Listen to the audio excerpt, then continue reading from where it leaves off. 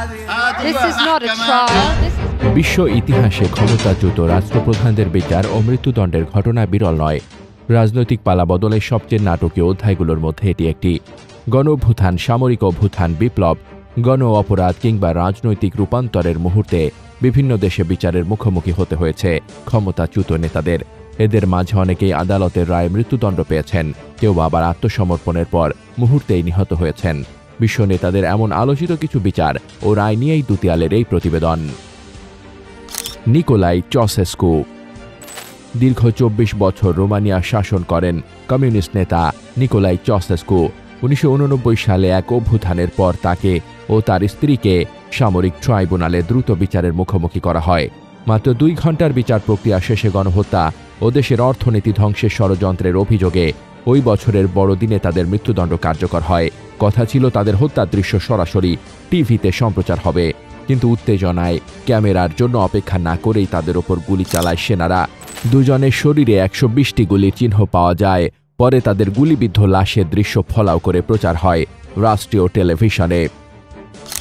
জুলফিকার আলী ভুট্টো পাকিস্তানের জনপ্রিয় নেতা ও নির্বাচিত প্রধানমন্ত্রী জুলফিকার আলী ভুট্টোকে ১৯৭৭ সালে সামরিক অভ্যুত্থানে ক্ষমতাচ্যুত করা হয়। পরে বিতর্কিত হত্যা মামলায় তাকে দোষী সাব্যস্ত করে ১৯৭৯ সালে ফাঁসিতে ঝুলানো হয়।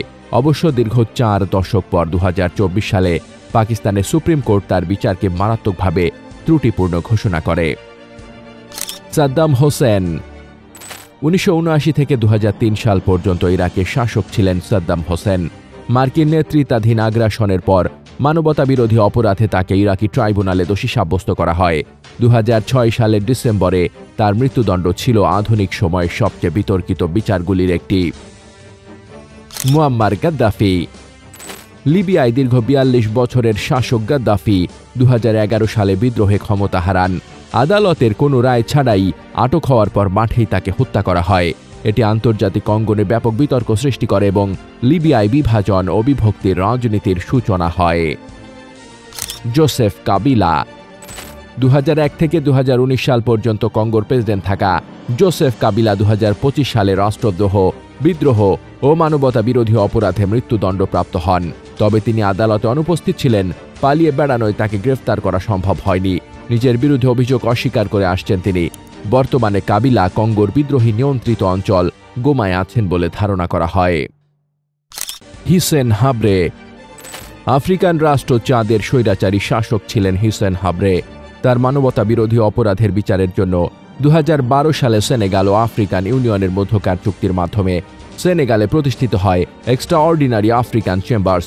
২০১৫ সালে হিসেন হাব্রের বিচার শুরু হয় এবং ২০১৭ সালের এপ্রিল মাসে তাকে দোষী সাব্যস্ত করে রায় দেয় আদালত। সেনেগালে কারাগারে থাকা অবস্থায় তার মৃত্যু হয় ২০২১ সালে। এর বাইরে মানবতা বিরোধী অপরাধে জড়িত আরও বহু শাসক ক্ষমতাচ্যুত হয়ে দেশ ছেড়ে অন্য দেশে আশ্রয় নিয়েছেন। তাদের অনেকের বিচার হয়নি, অনেকেই নির্বাসনে মারা গিয়েছেন। তাদেরই একজন ইথিওপিয়ার Mengistu Haile Mariam red terror নামে কুখ্যাত দমনপীড়নের দায়ে তার অনুপস্থিতিতেই তাকে মৃত্যুদণ্ড দিয়েছে দেশটির আদালত। বর্তমানে তিনি জিম্বাবুয়েতে নির্বাসনে আছেন। এছাড়া ২০২৪ সালে ২ যুগ ক্ষমতায় থাকার পর উৎখাত হন সিরিয়ার স্বৈরশাসক বাশার আল আসাদ। বর্তমানে তিনি রাশিয়ায় আশ্রিত। ইতিহাসের নানা অধ্যায় থেকে এভাবে আরও অনেক দেশনেতা ও স্বৈর শাসকের নাম যুক্ত করা হয়, নিয়তির নির্মম পরিহাসে যাদের করুণ পরিণতির শিকার হতে হয়।